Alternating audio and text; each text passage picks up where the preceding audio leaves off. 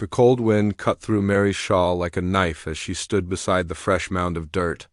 Her hands shook, but not from the cold. 3 days had passed since she'd buried her husband Robert under the endless Nebraska sky, and the reality of her situation was finally sinking in. 8-year-old Lucy pressed close to her mother's side, her small fingers clutching the worn fabric of Mary's dress. Little Tommy, barely 5, sat on a fallen log nearby, throwing pebbles at nothing in particular.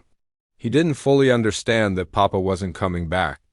Mary envied him that innocence. The broken wagon wheel lay 20 feet away, mocking her with its splintered spokes. If only it hadn't given out during that terrible storm. If only Robert hadn't insisted on pushing through despite the weather. If only they'd waited until spring to make this journey west. But there was no point in thinking about what might have been. Robert was gone, and she was alone with 2 children on the prairie, 50 miles from the nearest town. The homestead they'd been traveling to claim now seemed like a foolish dream. Mary walked over to their meager supplies, taking inventory for the 100th time. A bag of flour, half empty, some dried beans, a little salt pork that wouldn't last more than a few days. The children needed to eat, and winter was coming fast. She could see it in the way the grass had turned brown, in how the wind carried the promise of snow. "Mama, I'm hungry," Lucy whispered, tugging at her mother's sleeve. Mary forced a smile. "I know, sweetheart. Let's see what we can make for supper." She built up their small fire, grateful that Robert had taught her how to do it properly. The flames danced in the gathering darkness, and she tried not to think about how much wood they had left. Everything was running out too fast. As she stirred the thin soup she'd made from their dwindling supplies, Mary's mind raced through their options. None of them were good. The nearest settlement was a long walk through dangerous territory. Wolves, bears, and harsh weather weren't the only threats. There were stories of travelers who'd simply vanished on these plains, but staying here wasn't. Much better. Their food would run out within a week. The nights were getting colder, and their thin blankets wouldn't be enough when the real cold came. Robert had been the strong one, the one who'd known how to fix things, how to hunt, how to keep them safe. Tommy crawled into her lap after they'd eaten, his small body warm against hers. "When is Papa coming back?" he asked sleepily. Mary's throat tightened. "Papa's gone to heaven, remember? He's watching over us from up there. But who's going to take care of us?" "I am, sweetheart. Mama's going to take care of you." The words sounded braver than she felt. How could she protect them when she didn't even know if they'd survive the next week? That night, as the children slept curled together under their shared blanket, Mary sat by the dying fire and tried to make a plan. She'd grown up in a town back east, the daughter of a shopkeeper. She knew how to read and write, how to sew and cook, but nothing about surviving on the frontier. Robert had been the one with the farming knowledge, the one who convinced her they could make a new life out here. She pulled out the small leather pouch that held their savings. 12 silver dollars and some change. It had seemed like enough when they'd started this journey, but now it felt like nothing at all. Even if they could somehow get to town, what then? She had no family out here, no friends, no one to turn to. The fire crackled lower, and Mary added another piece of wood. They only had enough fuel for maybe 2 more nights. After that, they'd have to burn pieces of the broken wagon. She wondered how long that would last. A coyote howled somewhere in the distance, and Mary shivered. During the day, the prairie seemed peaceful, almost beautiful in its vastness. But at night it felt hostile and alive with unseen dangers. She'd been hearing strange sounds for the past 2 nights, rustling in the grass, the snap of a twig, footsteps that might have been her imagination. Robert had owned a rifle, but it had been damaged in the storm that killed him. The barrel was cracked, making it useless. She had a small knife, but what good would that do against a wolf or bear? Or worse, against the kind of men who preyed on helpless travelers. Mary looked down at her sleeping children and felt a fierce protectiveness rise in her chest. Whatever happened, she had to keep them safe. They were all she had left of her old life, all that mattered now. She tried to remember everything Robert had told her about the country they were traveling through. The settlement they'd been heading for was called Millbrook. It was supposed to be a growing town with a school, a church, and good farmland nearby. Robert had been so excited about the opportunities there. The chance to own their own land and build something lasting, but Millbrook might as well have been on the moon now. The journey there would take at least a week on foot, assuming they didn't get lost or run into trouble. And they'd have to carry what little food they had left, plus water, plus everything else they needed to survive. Mary pulled her shawl tighter around her shoulders and made a decision. Tomorrow, she would try to fix the wagon wheel. Robert had shown her how to use his tools, and maybe she could figure out a way to make it work. If not, they'd have to abandon most of their belongings and walk. Either way, they couldn't stay here much longer. She thought about the letter in her pocket, the one from Robert's brother David in Millbrook. He'd written about the opportunities there, about how families were needed to help build the community. David had promised to help them get established, to find Robert work and a place for them to live, but David was expecting Robert, not a widow with 2 small children. Would he still want to help them? Would anyone in Millbrook want to take on the burden of a woman who couldn't even take care of herself? Mary shook her head, pushing away the dark thoughts. She had to believe that there were good people in the world, people who would help a woman in need. She had to believe it because the alternative was too frightening to consider. The wind picked up, scattering sparks from the fire. Mary banked the coals carefully, knowing she'd need them to restart the fire in the morning. Every small task felt monumental now that she was doing it alone. As she settled down to sleep between her children, Mary whispered a prayer into the darkness. She prayed for strength, for wisdom, for protection. Most of all, she prayed that tomorrow would bring some sign of hope, some reason to believe they would survive this ordeal. She didn't know it yet, but help was closer than she imagined. In the morning, she would see a dust cloud on the horizon, and her life would take a turn she never could have expected. But tonight, she was just a frightened woman holding her children close, trying to find the courage to face another day on the unforgiving prairie. The morning sun painted the prairie grass gold, but Mary barely noticed its beauty. She knelt beside the broken wagon wheel, Robert's heavy hammer in her hands, trying to remember exactly how he'd explained wheel repair. Her palms were already blistered from yesterday's failed attempts, but she had to keep trying. "Mama, there's someone coming," Lucy called out from where she was watching Tommy play with his wooden horse. Mary's heart jumped. She grabbed the children and pulled them close, squinting at the dust cloud moving across the horizon. Out here, a stranger could mean rescue or danger, and there was no way to tell which until it was too late to run. The rider came closer, and Mary could see he was leading a small group of cattle. A cowboy, by the look of him. His horse moved with the easy gait of an animal that had covered many miles, and the man sat relaxed in his saddle like he belonged there. When he was close enough to speak, he pulled his horse to a stop and touched the brim of his hat. "Morning, ma'am. Name's Jake Morrison. I couldn't help but notice your smoke." Mary stood straighter, trying to look more confident than she felt. "Good morning. I'm Mary Henderson. These are my children, Lucy and Tommy." Jake's eyes took in the scene quickly, the broken wagon, the small pile of belongings, the fresh grave marked with a simple wooden cross. His weathered face showed understanding without pity, which Mary appreciated more than she could say. "Looks like you've run into some trouble," he said, dismounting and approaching slowly so as not to frighten the children. "That Will's been giving you grief, I'd guess." "My husband knew how to fix these things," Mary said, her voice catching slightly. "I'm afraid I'm not very good with tools." Jake nodded toward the grave. "I'm sorry for your loss, ma'am. This country can be hard on folks." There was something in his tone that told Mary he'd seen this kind of tragedy before. It made her feel less alone somehow, knowing that others had faced similar hardships and survived. "Mind if I take a look at that wheel?" Jake asked. "I've fixed more than a few in my time." Mary hesitated for a moment, then nodded. What choice did she have? She watched as Jake examined the damage, his hands moving with practiced skill over the broken spokes and bent metal rim. "It's not as bad as it looks," he said finally.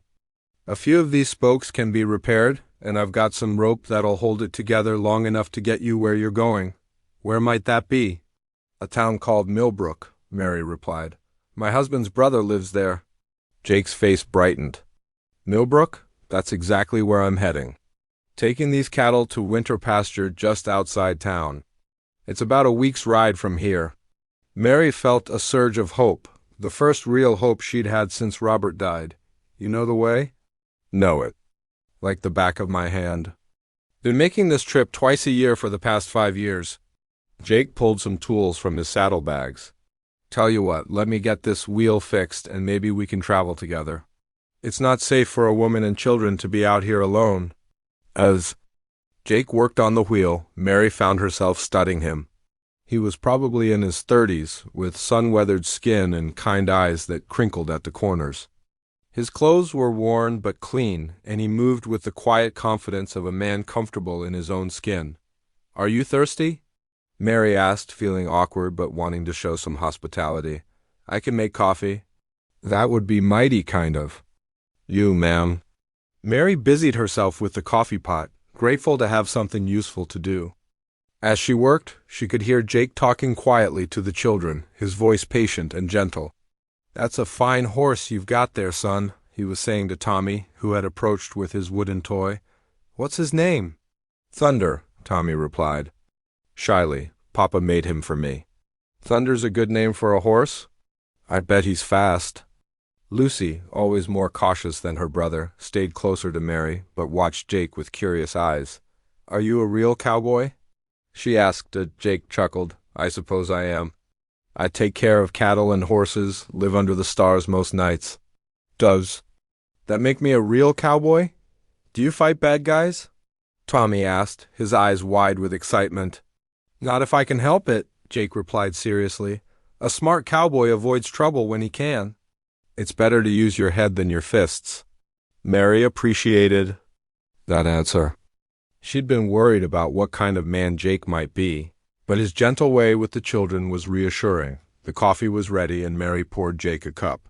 He accepted it gratefully, taking a long sip before returning to his work on the wheel. How long have you been on your own out here? He asked quietly, his voice low enough that the children couldn't hear. 3 days, Mary admitted. I've been trying to fix the wheel, but... She gestured helplessly at the tools scattered around the wagon. Takes practice, Jake said kindly.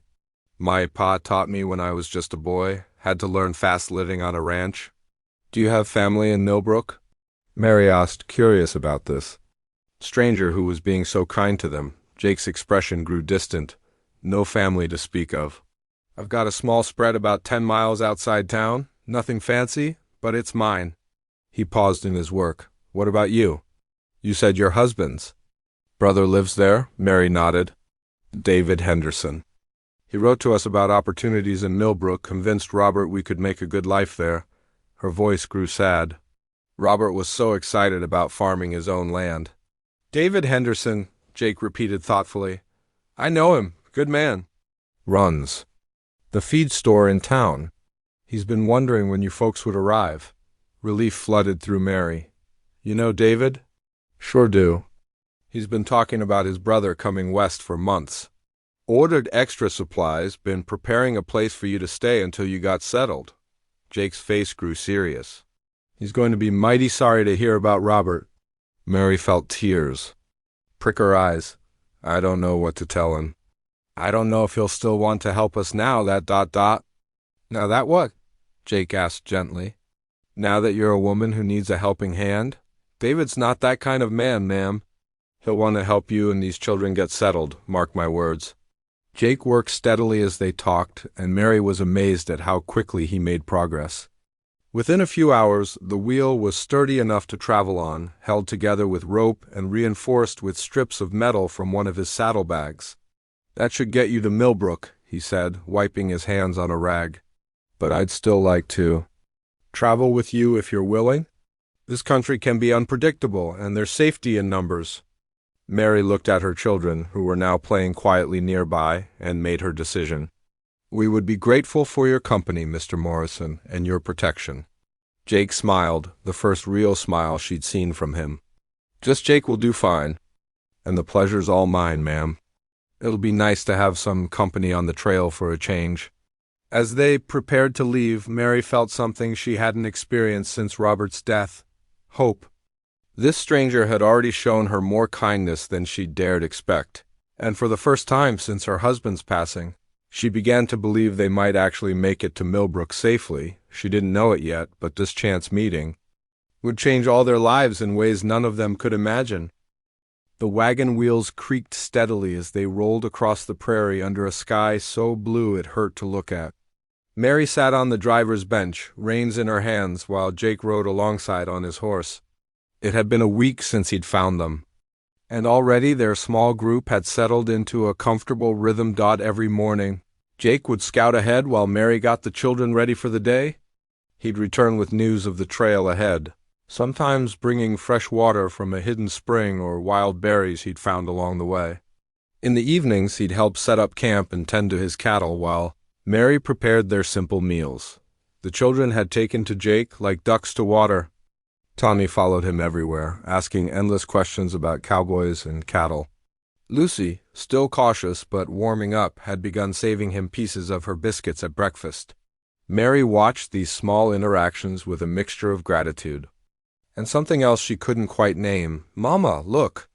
Tommy called out, pointing to where Jake was teaching him to throw a rope.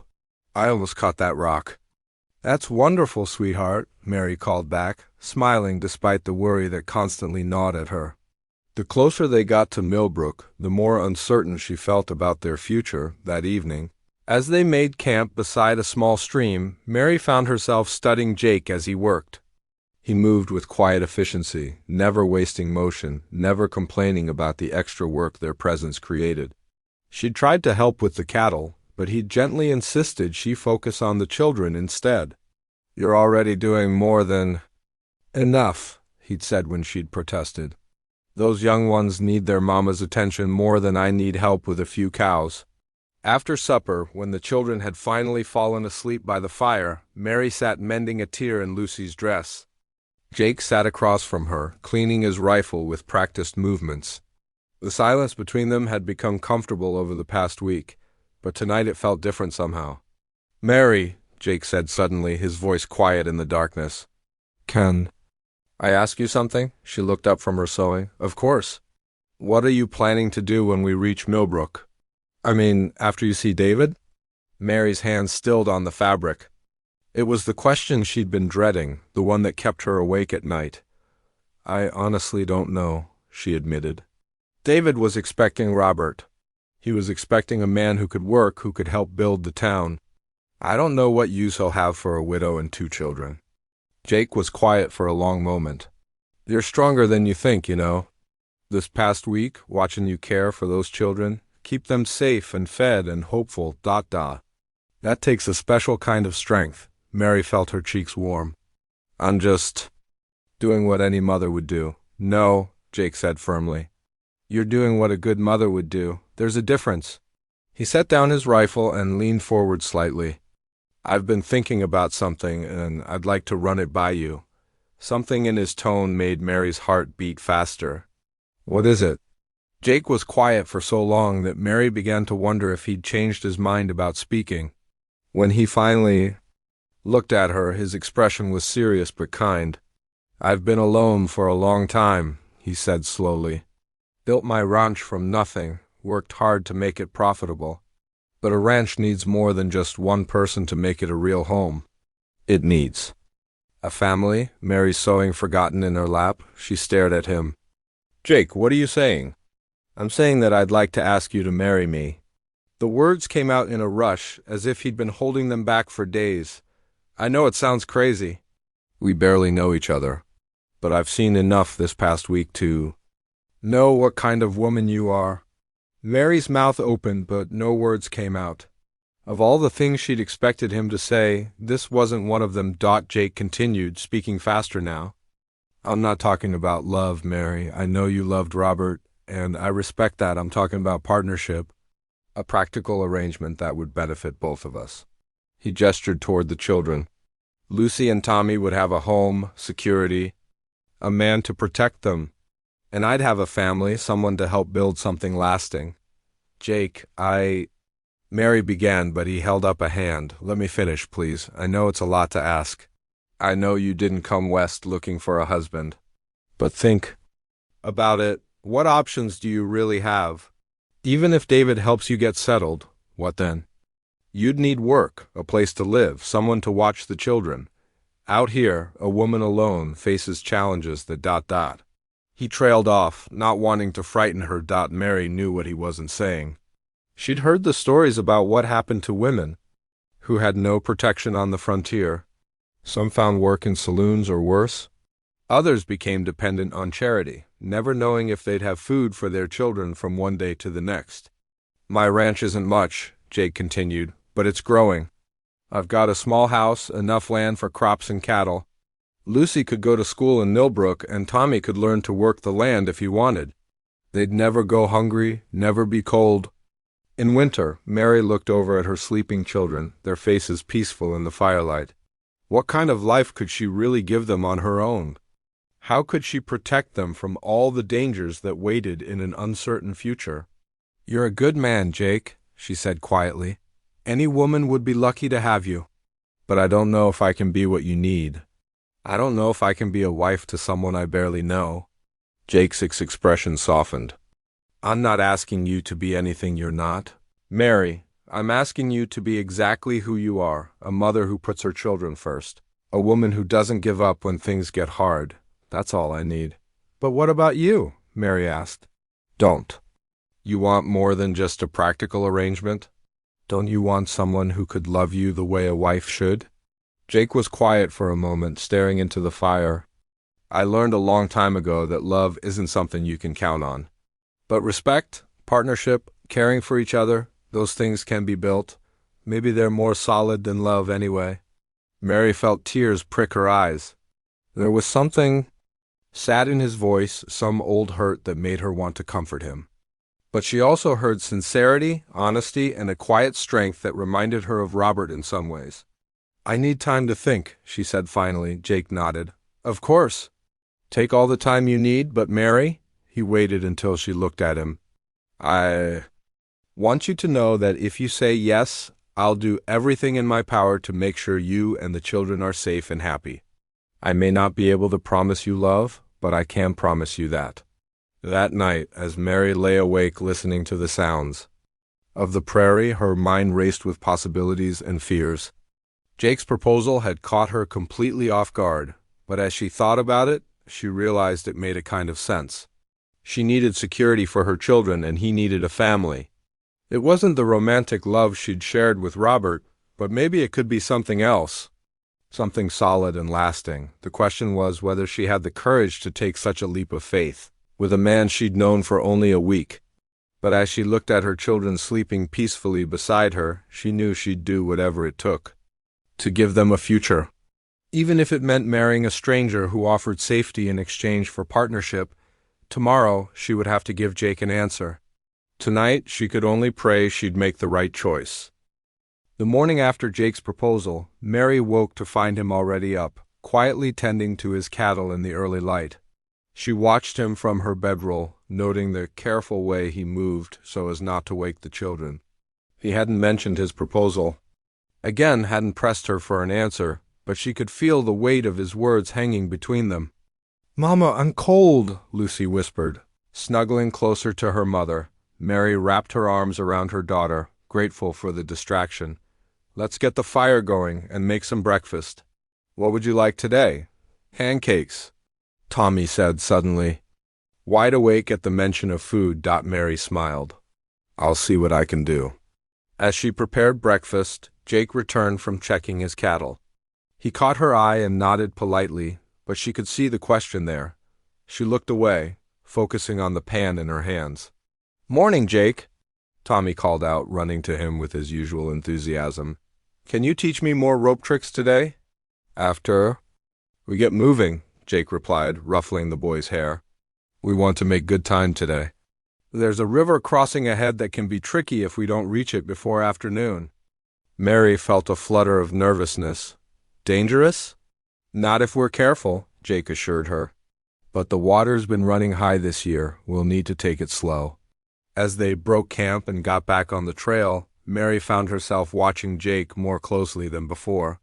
She noticed how he always rode between their wagon and any potential danger, how he checked the horizon constantly, how he made sure they had fresh water before they needed it. Around midday, they reached the river Jake had mentioned. The water was indeed running high, brown with mud and moving fast. Mary felt her stomach clench as she looked at the crossing. "It's deeper than I'd like," Jake said, studying the water. "But we can make it if we're smart about it." He spent the next hour preparing for the crossing, checking the wagon wheels, securing their belongings, and positioning his cattle. Mary watched him work, impressed by his calm efficiency even in a potentially dangerous situation. "Mary," he said finally, "I want you and the children to ride across with me. The wagon might shift in the water, and I'd rather have you safe on horseback." "But our things double protested can be replaced," Jake said firmly. "You and the children cannot." Something in his tone made Mary's chest tighten. This wasn't just practical concern. There was real care in his voice, genuine worry for their safety. She found herself nodding, trusting his judgment completely. The crossing was terrifying. The water reached almost to the wagon bed, and Mary held both children tight as they crossed on Jake's horse. She could feel the animal's muscles straining. Against the current, could hear Jake's quiet words of encouragement to his horse. Halfway across, the wagon hit a deep spot and tilted dangerously. Mary gasped, thinking they were about to lose everything, but Jake was already there, steadying the wagon with his rope while his horse kept them moving forward. When they finally reached the other side, Mary's legs were shaking. Jake helped her. Down from his horse, his hands steady and warm on her arms. "You did fine," he said quietly, "real fine." "I was terrified," Mary admitted. "Being scared doesn't make you weak," Jake replied. "It makes you human. What matters is that you did what needed doing anyway." That evening, as they camped on higher ground, Mary found herself seeing Jake in a new light. He'd risked his own safety to protect them during the crossing, and he'd done it without hesitation. She began to understand what he'd meant about partnership. It wasn't just about convenience or practicality. It was about two people taking care of each other. "Jake," she said as they sat by the fire after supper, "tell me about your ranch. What's it like?" Jake's face lit up in a way she'd never seen before. "It's not much yet, but it's got potential. The house is small, just 2 rooms right now, but I've been planning to add on. There's a good well, and the land is fertile. I've got about 50 head of cattle, and I'm hoping to expand next year." "It sounds wonderful," Mary said, and meant it. "The nearest neighbors are about 5 miles away, the Johnsons. They've got kids close to Lucy and Tommy's age. And like I said, Millbrook's close enough that the children could go to school there." Mary watched Lucy and Tommy playing by the fire, their faces bright with laughter. When was the last time she'd seen them so carefree? Not since before Robert got sick. "Jake," she said suddenly, "why did you never marry before?" "You're a good man, and there must have been women."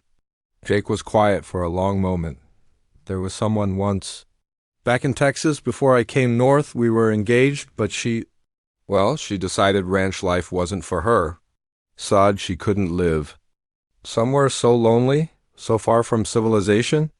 Mary heard the old pain in his voice. "I'm sorry." "It was probably for the best," Jake said. "A marriage needs 2 people who want the same things." She wanted parties and pretty dresses and a house in town. I wanted land and cattle and room to breathe. "And now?" Mary asked softly. Jake looked at her, and she saw something vulnerable in his expression. "Now I want a family. I want children's laughter in my house and someone to share the work with. I want to build something that'll last beyond just me." Mary felt her heart soften. She was beginning to understand that Jake's proposal wasn't just about practicality. It was about loneliness, about a man who'd built something good but had no one to share it with. The next morning, Jake's horse threw a shoe, and he spent the morning fixing it. Mary watched him work, noting the patience he showed with the animal, the gentle way he handled the nervous horse. "You're good with animals," she observed. "Animals are honest," Jake replied. They don't pretend to be something they're not. Treat them fair, and they'll do the same for you. Mary wondered if he was talking about more than just horses. That afternoon, a sudden storm caught them on open ground.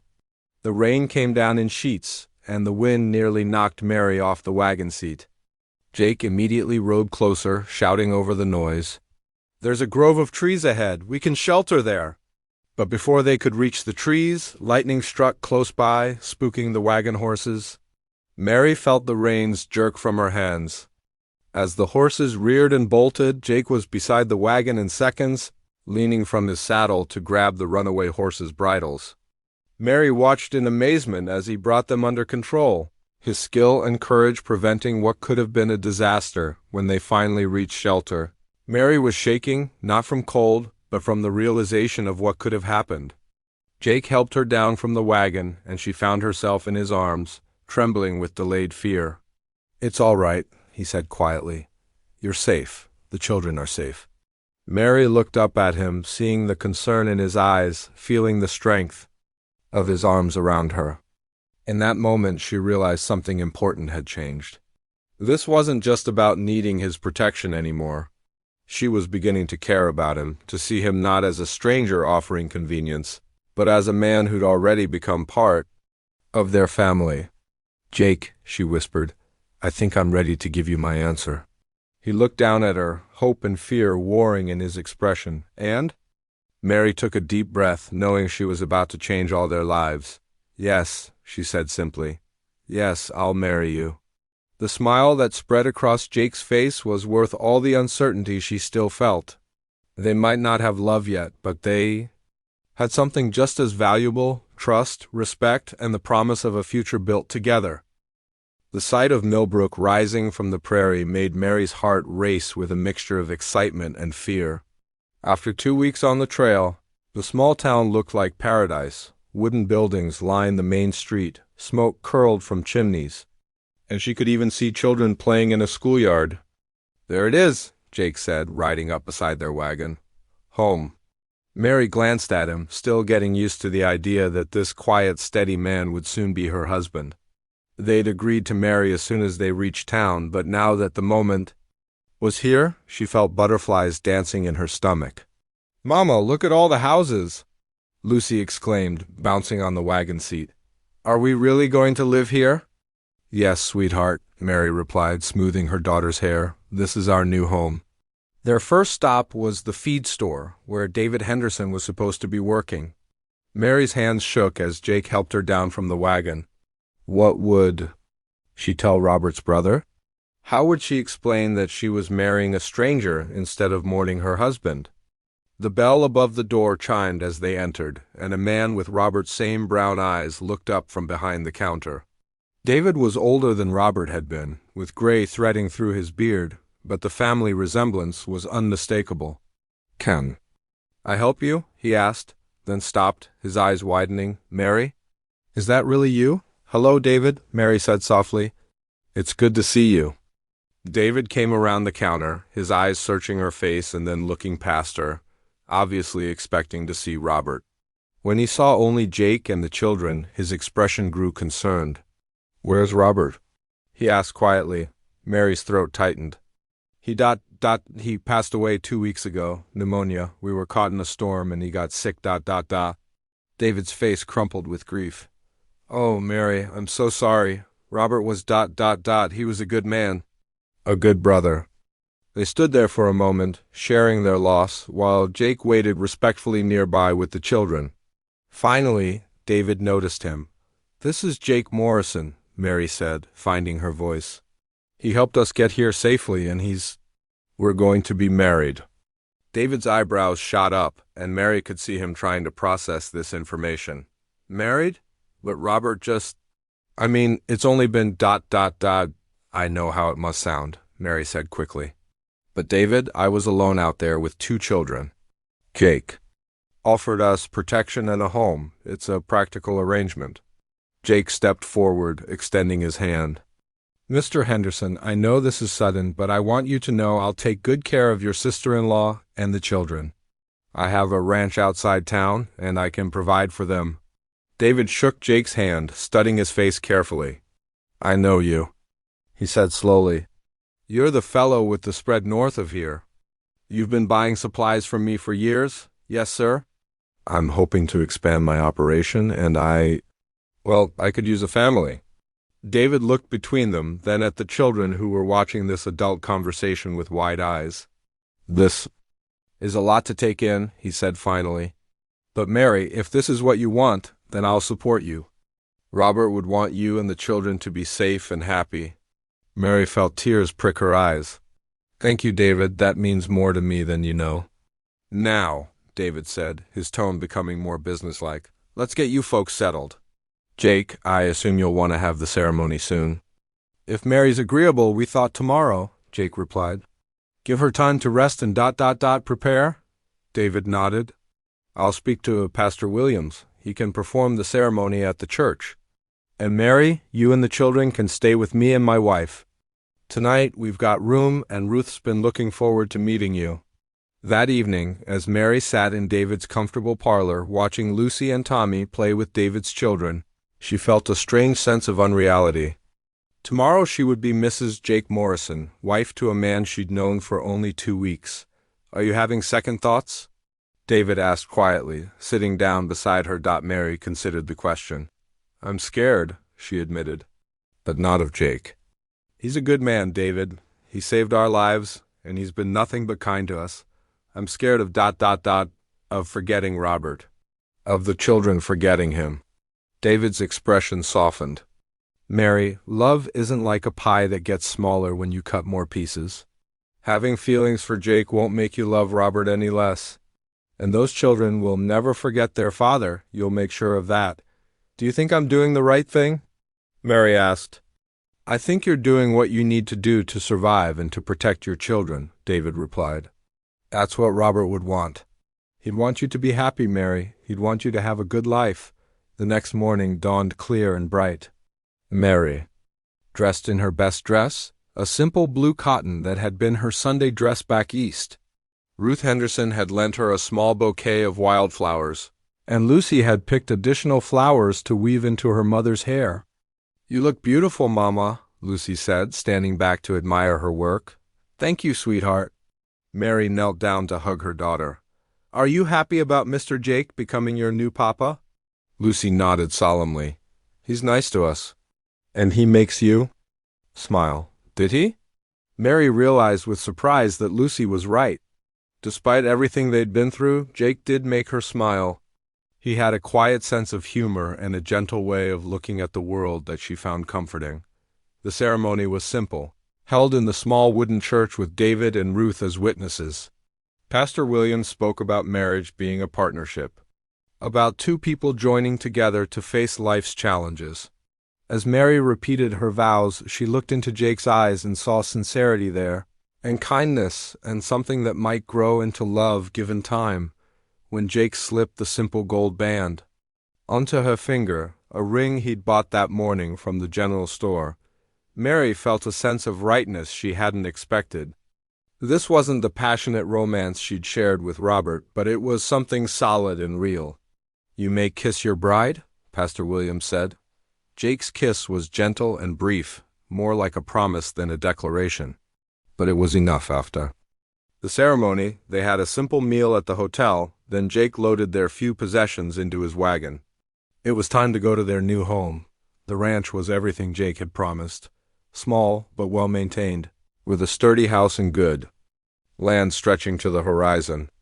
Mary stood in the doorway of what would be their home, watching Jake show Tommy how to feed the chickens while Lucy explored the vegetable garden. "What do you think?" Jake asked, walking up behind her. "It's perfect," Mary said, and meant it. "It's exactly what we need." 6 months later, Mary stood in that same doorway, watching Jake teach Tommy to ride a real horse while Lucy helped her plant seeds in the expanded garden. The harsh winter had passed, and spring was bringing new life. To the prairie, her grief for Robert would always be part of her, but it no longer consumed her days. She'd learned that the heart could hold both sorrow and joy, that love could come in different forms at different times in life. Jake had been patient with her, giving her time to adjust to their new life together. He'd never pushed for more than she was ready to give, but slowly, gradually, she'd begun to care for him in ways she hadn't expected.